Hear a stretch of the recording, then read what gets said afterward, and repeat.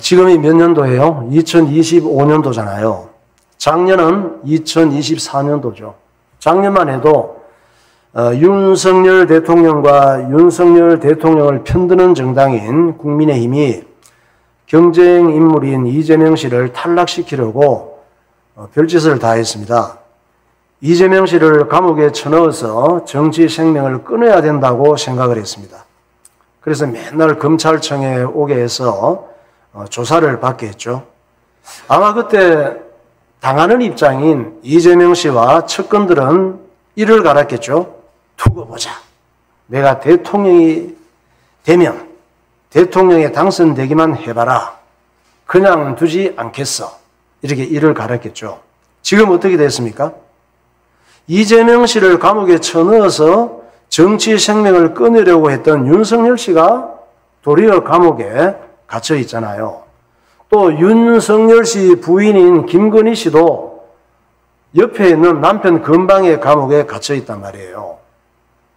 참 저런 일이 생기면 안 되는데 윤석열 씨 체포 구속되는 거 한번 볼까요?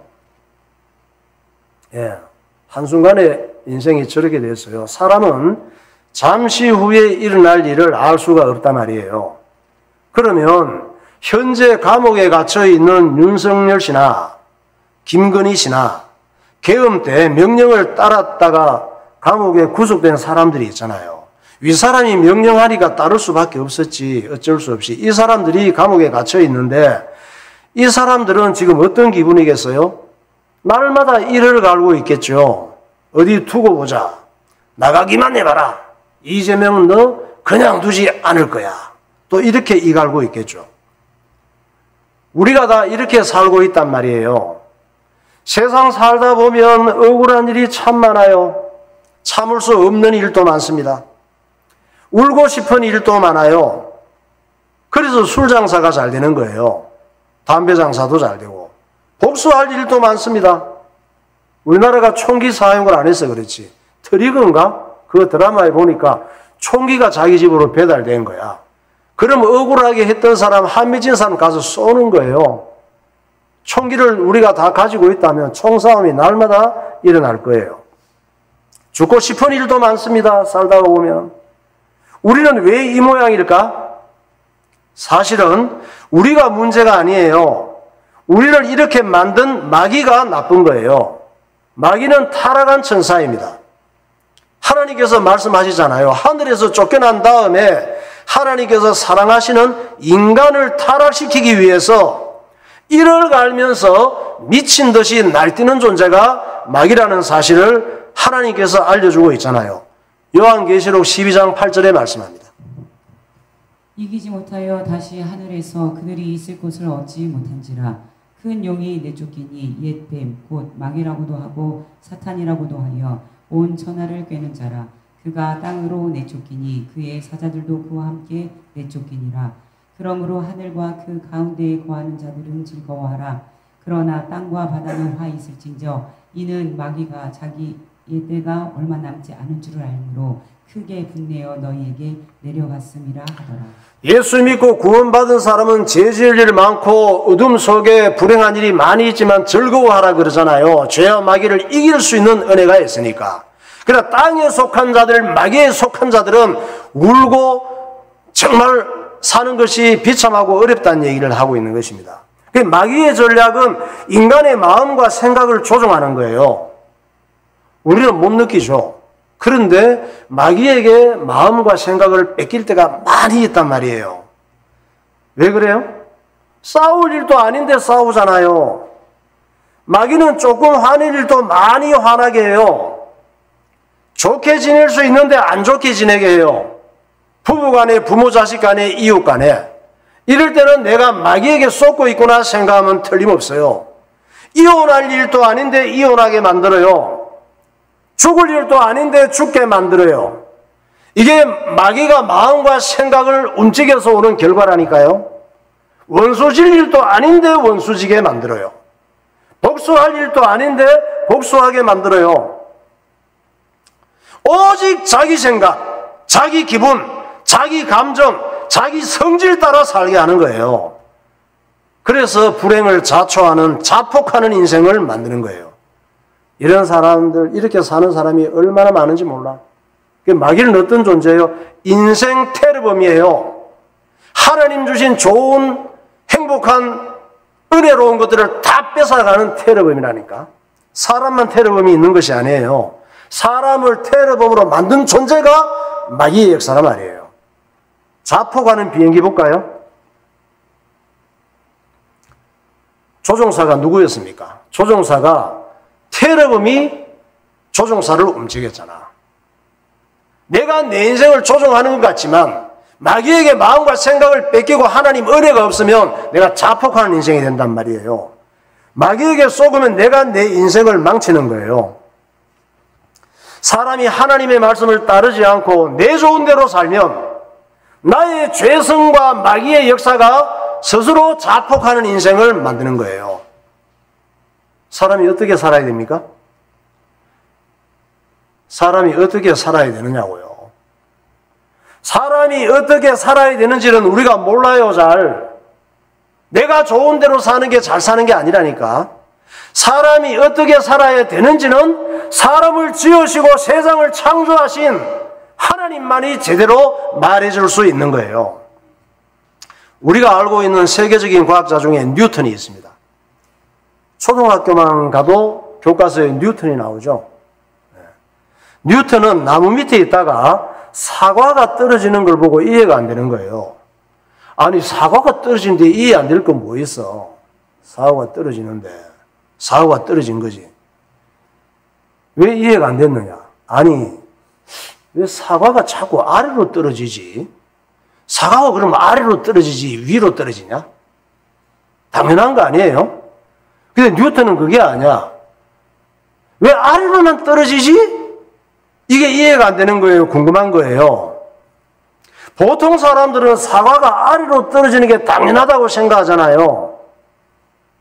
뉴턴은 그걸 당연하다고 생각하지 않았단 말이에요. 왜 아래로 떨어지지? 왜 그럴까 싶은 거지. 왜 위로 안 떨어지고 아래로 떨어지지? 바보 아니야? 위로 어떻게 떨어지지? 항상 우리는 아래로 떨어지는 것만 봤잖아요. 사과 떨어질 때 위로 떨어지는 거 봤어요? 아무도 못 봤잖아. 그러니까 아래로 떨어지는 게 당연한데 그걸 이상하게 생각했단 말이에요. 거기서 발견한 게 있잖아요. 만유인력 법칙이에요. 어마어마한 법칙이에요. 지구에 중력이 있어서 지구가 동그랗지만 땡기고 있구나. 아래 위가 없구나. 지구는 공중에 떠 있는데 바다도 생물이고 동그란 데 붙어가지고 지구가 어마어마하게 땡기는 힘이 있구나. 만유인력을 발견한 거예요. 그 뉴턴 한번 볼까요? 뉴턴하고 사과? 저래 아래로 떨어지는 걸 보고 왜 떨어지지? 생각하다가 아래로 떨어질 수밖에 없는 법칙이 있구나 깨달았어요. 사과가 아래로 떨어지는 걸 보고도 많은 생각을 하다가 중력의 법칙을 발견한 똑똑한 뉴턴이 하나님에 대해서 이렇게 고백하는 거예요. 참으로 아름다운 태양과 우주 모든 행성의 체계는 지혜와 힘으로 충만하신 하나님만이 창조할 수 있다.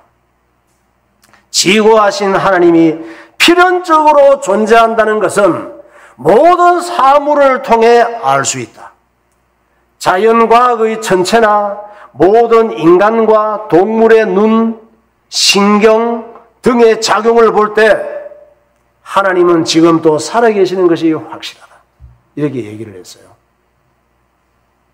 사과 떨어지는 거 보고도 예사로 생각 안 한 뉴턴이 이런 얘기를 농담으로 하겠어요? 그 하나님께서 사람을 지으실 때 사람을 지으시는 목적이 무엇인지를 말씀하셨잖아요. 사람은 왜 지으셨어요? 사람을 지어진 목적? 내 좋은 대로 내 마음대로 거지같이 살다가 지옥 가라고 지으신 게 아니라 말이에요. 하나님께서 사람을 지으실 때 왜 지으셨느냐? 목적이 뭐냐? 하나님 앞에 예배드리고 하나님 앞에 찬송하고 하나님 말씀을 순종하고 살도록 지원받았습니다. 그게 하나님께 영광을 돌리는 것이고 그렇게 사는 것이 사람을 가장 행복하게 만드는 하나님의 뜻인 줄 믿으시기 바랍니다. 이사야 43장 7절에서 말씀하잖아요. 내 이름으로 불려지는 모든 자, 곧 내가 내 영광을 위하여 창조한 자를 오게 하라. 그를 내가 지었고 그를 내가 만들었느니라. 이 백성은 내가 나를 위하여 지었나니 나를 찬송하게 하려 함이니라. 그런즉 너희가 먹든지 마시든지 무엇을 하든지 다 하나님의 영광을 위하여 하라. 내가 누군지, 내가 어떻게 살아야 되는지, 어떤 목적을 갖고 살아야 되는지 하나님께서 대답해 주고 있잖아요. 막 사는 게 아니고. 문제는 마귀가 하나님의 뜻대로 사는 것보다 내 마음대로, 내 좋은 대로 살게 만드는 거예요. 내 인생과 내 영혼의 주인은 하나님이신데 내가 하나님 행세를 하고 살게 하는 거예요, 마귀가. 그래서 하나님 주신 좋은 것들을 전부 못쓰게 망치는 거예요, 내 스스로. 하나님 말씀이 중요하잖아요. 하나님 말씀이 중요한데 다른 걸 중요하게 생각하니까 인생이 엉망이 되는 거예요. 학생들이 학교에서 공부하는 게 얼마나 좋은 겁니까? 그런데 학교가 학생을 중요하게 생각하지 않는다니까? 학교에서 공부하는 게 중요하고 학생들이 공부하는 게 중요하잖아요. 성적을 중요하게 생각하고 좋은 대학 가는 것을 중요하게 생각하고 남이 잘 못 가는 좋은 직장 취업하는 걸 중요하게 생각하고 나는 공무원이 됐네, 나는 사법시험에 합격했네, 이렇게 자랑하는 걸 중요하게 생각하는 거예요. 그러니까 학교가 전쟁터처럼 됐잖아요. 그래서 학교에서 불행한 일이 많잖아요. 거기에서 스트레스 받은 애들이 깡패가 되어서 학교 폭력을 저지르잖아요. 그래서 어떤 소설가는 학교를 뭐라고 표현했느냐? 교도소로 표현을 했어. 학생은 죄인 신세가 되었고 교실은 감옥이 되었고 교복은 죄수복이래요. 학생이라는 죄로 학교라는 교도소에서 교실이라는 감옥에 갇혀서 출석부라는 죄수 명단에 올라 교복이라는 죄수복을 입고 공부와 점수라는 벌을 받고 졸업이라는 석방의 날을 손꼽아 기다린다. 이렇게 표현했어요. 그 좋은 학교가 왜 이렇게 됐습니까? 학교가 학생을 중요하게 생각해야 되는데 다른 걸 중요하게 생각하기 때문이에요. 사람은 뭐가 중요한데? 사람은 하나님 말씀을 배우고 하나님의 뜻을 알고 먹든지 마시든지 무엇을 하든지 하나님의 영광을 위해서 사는 게 중요하다고 하잖아요. 그런데 내 좋은 대로 사는 걸 중요하게 생각하면 내가 내 인생을 감옥으로 만들고 지옥으로 만드는 거예요. 그게 마귀에게 속는 인생이란 말이에요. 우리는 모두가 마귀적인 속성, 마귀적인 욕심을 갖고 있습니다. 마귀적인 속성, 마귀적인 욕심 때문에 오는 결과가 뭐예요? 난 내 마음대로 살 거야. 그럼 그냥 사세요, 그냥. 그렇게 살면 어떻게 되느냐? 그것이 마귀적인 속성, 마귀적인 욕심을 내가 갖고 있는데 내 좋은 대로 살면 어떻게 돼요? 싸울 일이 많이 생겨요. 미워할 일이 많이 생겨요. 시기 질투할 일, 원수 질 일, 깨질 일, 복수할 일, 망할 일이 많이 생긴단 말이에요.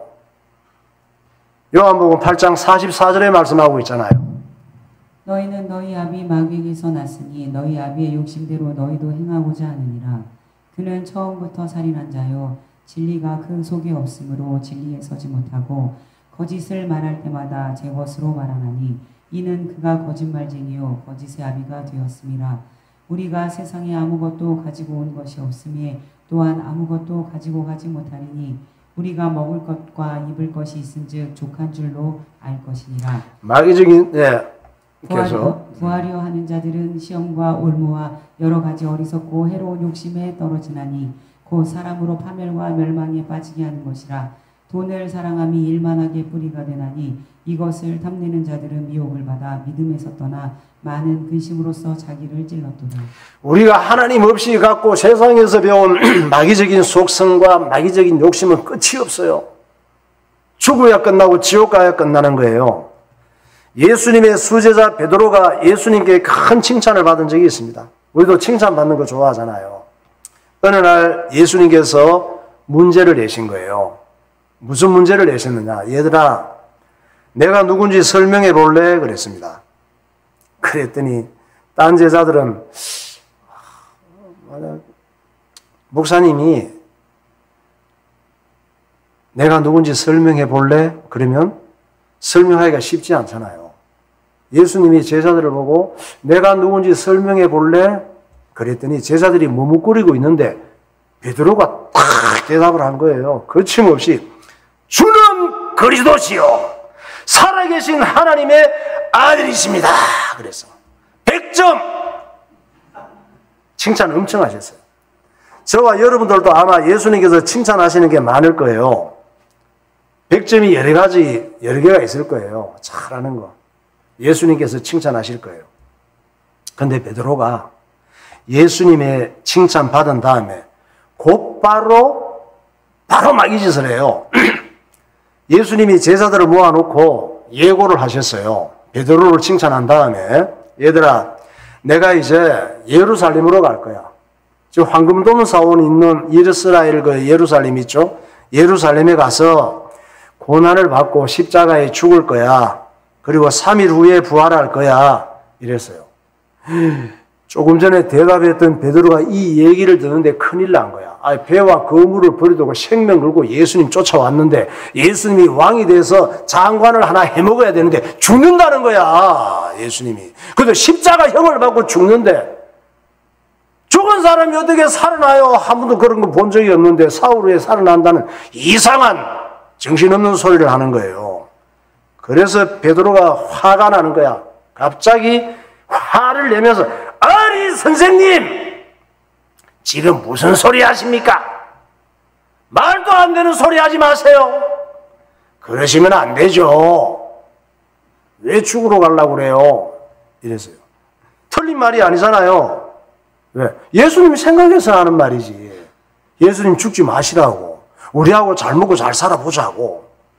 그런데 예수님께서 베드로를 정면으로 쳐다보시면서 사탄아 내 뒤로 물러가라 그러신다니까. 구원받은 성도들에게도 사탄이 얼마든지 역사할 수 있단 말이에요.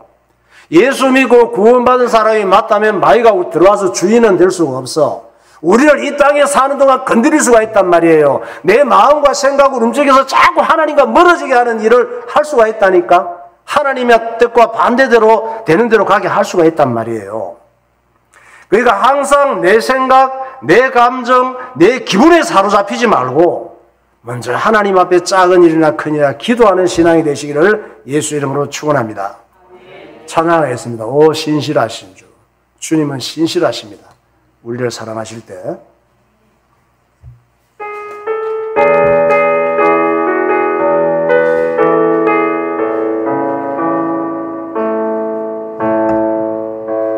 하나님 한 번도 나를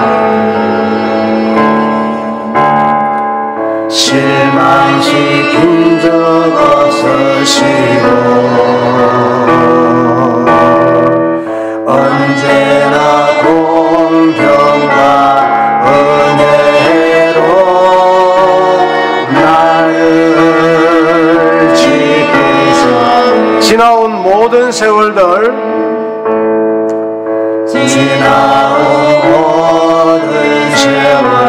돌아보아도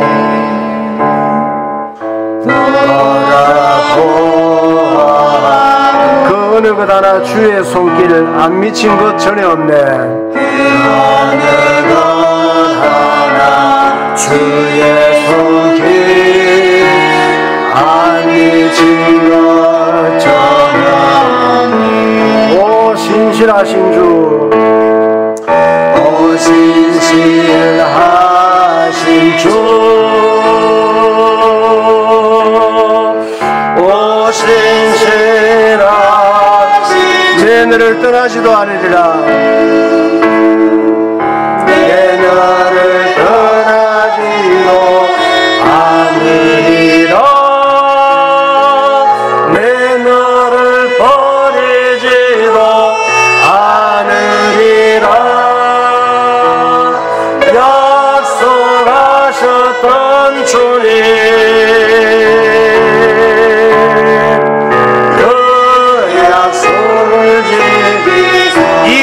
영원토록 이후로도 영원토록 나를 지키시리라 확신하네. 아멘. 오늘 읽은 이 본문은 예수님께서 주기도문을 가르치셨잖아요. 하도 기도를 잘 못하니까 제자들이 이게 맞나 틀리나 해서 예수님께서 기도문을 가르쳤단 말이에요. 주기도문을 가르친 다음에 이어서 하신 말씀이 있어. 하늘에 계신 우리 아버지하고 이렇게 가르친 다음에 바로 이어서 가르치신 말씀이 다른 사람의 잘못을 용서하라는 거예요. 우리는 사실 몰라서 그렇지 다른 사람이 내게 잘못하는 것보다 내가 다른 사람에게 잘못하는 게 훨씬 더 많아요. 뭐라고요? 다른 사람이 내게 잘못하는 것보다 내가 다른 사람에게 잘못하는 게 훨씬 더 많다니까요. 문제가 뭐예요? 내가 잘못하는 거 잘 몰라요. 그래서 뭐라고 하며 싸워요? 내가 뭘 그렇게 잘못했는데 그러고 싸웁니다. 서로 내가 너한테 뭘 그렇게 잘못했는데 이러고 서로 싸운다니까. 그래서 예수님께서 십자가에서 하나님 앞에 기도하시잖아요. 십자가에 죽으실 때 뭐라고요? 하나님, 얘네들이 지가 잘못한 걸 너무 모르네요. 지가 하는 짓이 어떤 짓인지 모르고 저렇게 나를 십자가에 못 박여 죽이는 저들을 하나님이 용서해 주세요. 그러셨다니까. 스데반 집사도 그랬잖아요. 스데반 집사님도 복음 전하다가 너희들이 예수 믿고 구원받으라고 얘기하는데 유대인들이 돌로 때려 죽였어. 자기들이 듣기 싫은 소리 한다고. 돌 맞아 죽으면서 스데반 집사가 예수님과 똑같은 기도를 해요. 왜 그럴까? 예수님의 영이 임하니까 똑같은 기도를 할 수 있지. 하나님, 이 사람들이 하는 행동들이 나를 돌 때려 죽이는데 이를 갈면서 원수 갚게 해주세요. 안 그러고 이들을 용서해 주세요. 이들이 지가 하는 짓이 무슨 짓인지 모르네요. 그러면서 용서해 달라고 기도하면서 순교한 거예요. 누가복음 23장 21절 보세요. 그들은 소리질러 이르되 그를 십자가에 못 박게 하소서, 십자가에 못 박게 하소서 하는지라. 해골이라 하는 곳에 이르러 거기서 예수를 십자가에 못 박고 두 행악자도 그렇게 하니 하나는 우편에 하나는 좌편에 있더라. 이에 예수께서 이르시되 아버지 저들을 사하여 주옵소서, 자기들이 하는 것을 알지 못함이니이다 하시더라.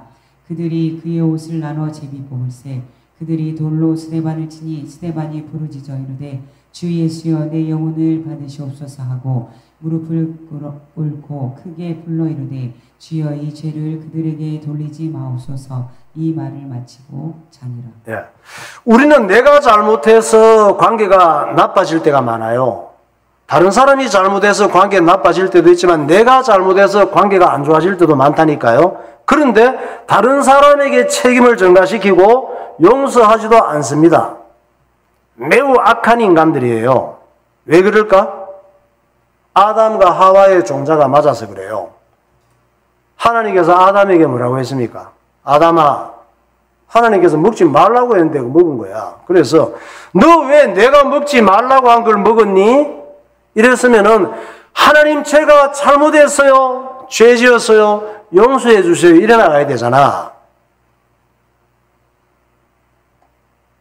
하나님께서 너 왜 내가 먹지 말라고 한 걸 먹었니? 그랬더니 책임을 하나님께 돌립니다.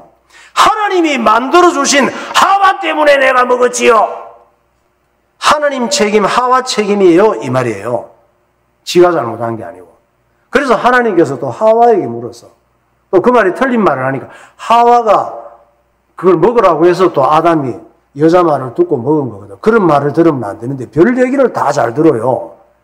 그러니까 하와야, 너 왜 내가 먹지 말라고 한 걸 먹었니? 하나님께서 물었어. 그랬더니 하와가 하나님 제가 마귀에게 속았어요. 용서해 주세요. 회개했으면 될 텐데. 뭐라고 했습니까? 하나님이 만들어주신 뱀이 꼬셔서 먹었지요. 하나님 책임, 뱀 책임이에요. 이러는 거예요. 우리는 항상 내가 문제가 아니고 다른 사람이 문제라고 생각합니다. 정말 큰 죄인들이에요. 그러니까 에덴 동산에서 쫓겨나서 비참하게 살 수밖에 없는 거죠.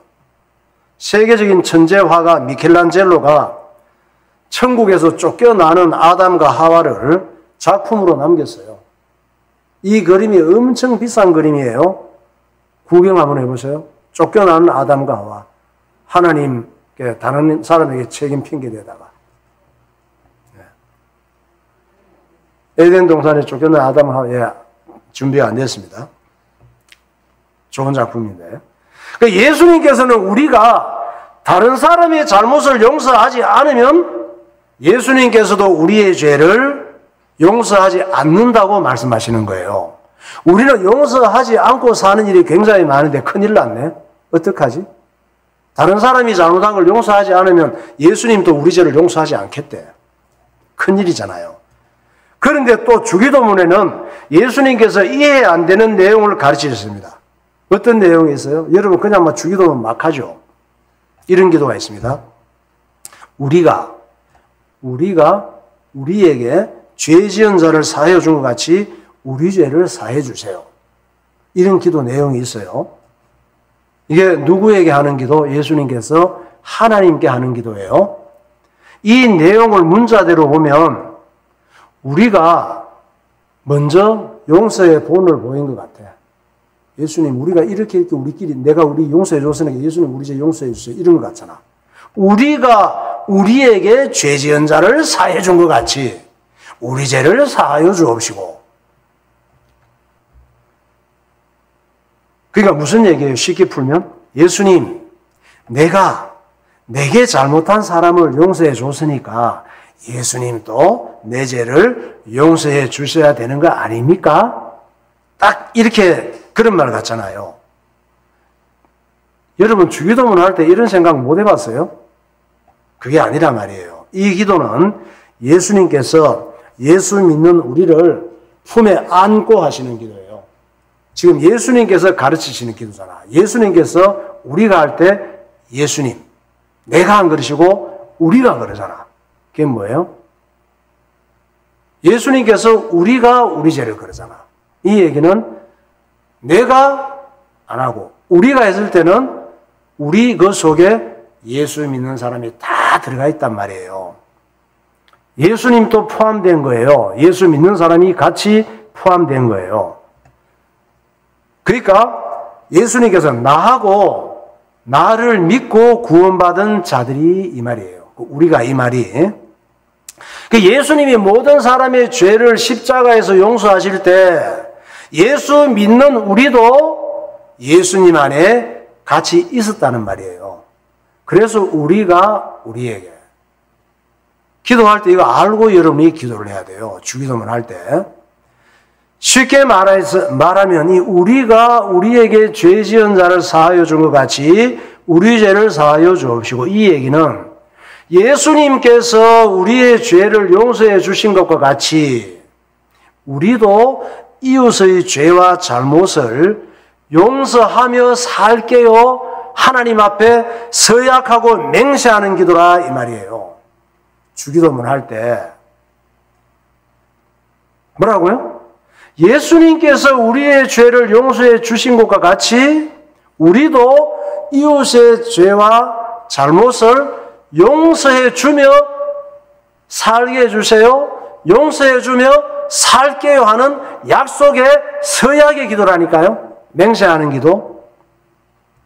근데 마귀 속성을 가진 우리는 이웃의 잘못을 용서해 주지 않습니다. 오히려 복수할 기회를 찾잖아요. 우리 속성이 그렇단 말이에요. 그리고 억울한 일을 만날 때 속으로 이를 갈며 굳게 다짐하잖아요. 그래, 내 죄는 용서받았지만 나는 내게 잘못한 그 인간은 절대 용서할 수가 없어. 두고 봐. 한번 걸리기만 해봐. 이러고 이를 갈며 살거든. 이런 못된 아담의 종자들을 위해서 예수님께서 1만 달란트 빚진 자 얘기를 해주시는 거예요. 이 얘기를 하면서 우리를 이해시키기 위해서. 그것이 마태복음 18장 21절이에요. 그때 베드로가 나와 이르되 주여, 형제가 내게 죄를 범하면 몇 번이나 용서하여 주리이까? 7번까지 하오리이까? 예수께서 이르시되 내게 이르노니 7번뿐 아니라 7번을 70번까지라도 할지니라. 그러므로 천국은 그 종들과 결산하려 하던 어떤 임금과 같으니 결산할 때에 10,000달란트 빚진 자 하나를 데려오매. 예. 자, 지금 잘 들어요. 어떤 예수님이 비유를 얘기하시는 거야. 어떤 임금에게, 임금은 누구냐? 예수님을 의미해요. 어떤 임금에게 빚진 종이 있었어. 빚을 졌는데 이 사람은 뭐예요? 빚진 종은 누구예요? 예수 믿고 죄라고 하는 빚을 사함받고 구원받은 용서받은 성도가 빚진 자예요. 왕이 임금이 누구라고요? 예수님을 상징하고 빚진 종은 예수 믿고 죄라는 빚을 사함받고 용서받은 성도라고요. 이 빚진 종이 빚을 얼마나 졌습니까? 10,000달란트 빚졌대. 10,000달란트. 1달란트가 얼마냐? 우리 돈으로 계산하면 20억 정도 돼요. 1달란트 가치가.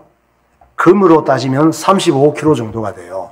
그러니까 10,000달란트는 얼마나 되느냐? 종이 임금에게 빚을 졌어. 20조 원을 빚졌다 이 말이에요. 10,000달란트가. 이 빚은 뭘 의미하느냐? 종이 도저히 갚을 수 없는 돈을 의미해요. 이런 빚을 졌는데 왕이 탕감하고 용서해 줬단 말이에요. 종을. 이 빚을 용서받고 룰루랄라 하고 나갔어. 20조 원 내가 지금 용서 다 받았어. 탕감받았어 하고 나가고 있는데 친구를 만난 거야. 이 친구한테 돈을 1,500만 원 정도를 빌려줬어. 100데나리온 빌려준 친구를 만났어. 1데나리온은 하루 품삯이에요. 15만 원을 잡으면 100데나리온은 1,500만 원 정도 돼. 이 친구를 지금 만났는데 이 친구가 100데나리온을 빌리고 1,500만 원 정도를 빌리고 길을 쓰고 벌어도 돈을 갚을 수가 없는 거야. 친구한테 돈을 갚고 싶은데 오랫동안 못 갚고 있었단 말이에요. 이 친구를 보자마자 조금 전에 자기가 임금에게 몇 달란트를 탕감받았어요? 10,000달란트를 용서받았잖아. 이건 까맣게 잊어버리고 100달란트, 100데나리온 자기가 빌려준 친구한테 멱살을 잡고 얘기하는 거야. 당장 갚아 이 자식아. 그래서 이 친구가 땅바닥에 무릎을 꿇고 형님 조금만 더 참아주세요. 제가 꼭 갚을게요. 사정을 했어. 얼마나 빌었는지 몰라. 그런데 이 사람이 안 돼! 더 못 참아! 하고는 경찰을 불러서 감옥에 쳐넣었단 말이에요. 그것이 마태복음 18장 24절에 말씀하고 있습니다. 결산할 때에 10,000달란트 빚진 자 하나를 데려오매 갚을 것이 없는지라 주인이 명하여 그 몸과 아내와 자식들과 모든 소유를 다 팔아 갚게 하라 하니 그 종이 엎드려 절하며 이르되 내게 참으소서 다 갚으리이다 하거늘 그 종의 주인이 불쌍히 여겨 놓아보내며 그 빚을 탕감하여 주었더니 그 종이 나가서 자기에게 100데나리온 빚진 동료 한 사람을 만나 붙들어 목을 잡고 이르되 빚을 갚으라 하매 그 동료가 엎드려 간구하여 이르되 나에게 참아주소서 갚으리이다 하되 허락하지 아니하고 이에 가서 그가 빚을 갚도록 옥에 가두거늘 100데나리온 빚진 친구를 경찰을 불러서 옥에 가둬버리고 하는 말이 네 아내도 팔아먹고 자식도 팔아먹고 해서 누구를 사람을 팔든지 어쩌든지 하고 내 돈을 갚아 그러고 쳐넣었다니까요. 우리가 이렇게 살고 있다는 걸 예수님께서 말씀하시는 거예요. 임금님이 이 소식을 들었어. 이 소식을 듣고 신하를 불렀어. 이 못된 놈을 잡아오게 했습니다. 임금이 너무 화가 났어요. 세상에 이럴 수가 있나? 자기는 10,000달란트 탕감받고 용서받아 놓고 100데나리온 빚진 친구를 용서하지 않고 이렇게 사람까지 가족까지 다 팔아서라도 돈을 갚으라고 할 수가 있나? 이 악한 놈이구나. 이 놈을 당장 잡아와서 10,000달란트를 다 갚을 때까지 감옥에 쳐넣으라고 했습니다. 감옥은 뭐예요? 지옥으로 의미하는 거예요. 마태복음 18장 29절에 말씀합니다. 그 동료가 엎드려 간구하여 이르되 나에게 참아주소서 갚으리이다 하되 허락하지 아니하고 이에 가서 그가 빚을 갚도록 옥에 가두거늘 그 동료들이 그것을 보고 몹시 딱하게 여겨 주인에게 가서 그 일을 다 알리니 이에 주인이 그를 불러다가 말하되 악한 종아 내가 빌기에 내가 내 빚을 전부 탕감하여 주었거늘 내가 너를 불쌍히 여김과 같이 너도 내 동료를 불쌍히 여김이 마땅하지 아니하냐 하고 주인이 노하여 그 빚을 다 갚도록 그를 옥졸들에게 넘기니라. 너희가 각각 마음으로부터 형제를 용서하지 아니하면 나의 하늘 아버지께서도 너희에게 이와 같이 하시리라. 그 1만 달란트 용서받은 사람이 100데나리온을 용서하지 않으면 자기 스스로 지옥에 갇히는 인생이 된다는 걸 말씀하시는 거예요. 우리 그리스도인들은 예수님과 함께 세상을 용서한 사람들이에요. 그래서 이 용서를 하나님께서 계속 실천하는 그리스도인이 되라 이 말이에요. 내 힘으로 용서할 수 없으니까 내가 받은 이 큰 용서를 깨닫고 우리가 십자가에서 주님과 함께 세상을 용서한 사람이 되었으니 그런 정신을 가지고 예수 이름으로 용서하면서 살아야 내가 지옥 같은 삶 속에 갇히지 않는다 말씀이에요. 이렇게 용서하는 삶을 사시기를 예수 이름으로 축원합니다. 네, 기도하겠습니다. 전 세계의 정치권은 원수 맺고 복수하는 일이 반복되는 현장입니다.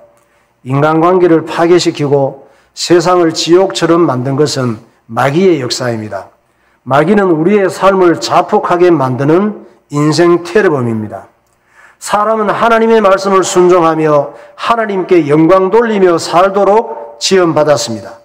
악한 마귀는 우리가 하나님의 뜻대로 사는 것보다 내 좋은 대로 살게 만듭니다. 하나님의 말씀이 중요한데 다른 걸 중요하게 생각하므로 인생이 엉망이 되는 것입니다. 마귀는 예수님도 건드리고 베드로에게도 역사합니다. 우리는 내 생각, 내 감정, 내 기분에 사로잡히지 말고 매사에 기도하는 신앙이 되어야 합니다. 예수님께서 주기도문을 가르치신 후 용서의 중요성을 말씀하셨습니다. 아담의 후손인 우리들은 자기의 죄와 잘못을 잘 깨닫지 못합니다. 예수님께서 십자가에서 죽으심으로 나의 죄를 다 용서해 주셨습니다. 그러나 우리는 이웃의 작은 잘못도 그냥 넘어가지 않습니다. 하나님 아버지, 예수님의 큰 용서를 알게 하시고 이웃의 잘못을 용서하지 못함으로 내 인생을 지옥으로 만드는 어리석은 자가 되지 않게 하옵소서. 통성으로 기도하겠습니다. 할렐루야. 거룩하신 하나님 아버지, 은혜와 사랑을 감사합니다.